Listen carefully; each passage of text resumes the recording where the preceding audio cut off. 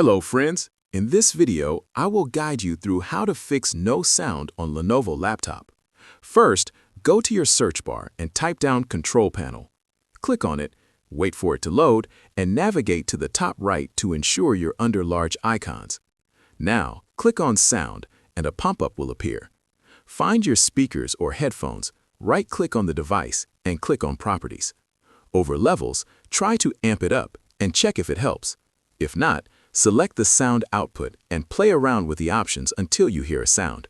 Disable enhancements, apply the changes, and under Advanced, try the lowest default format.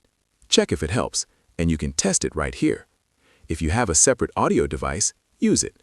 If it works, it's a problem with your speaker itself. If it's a problem on your speakers or laptop speakers, you can get a local technician or buy an external speaker. Before you do that, check for system updates. Restart your computer, and click on Advanced Options. Select all optional updates, download and install them, and then restart your computer. That is it. Thank you for watching Quick Tweak.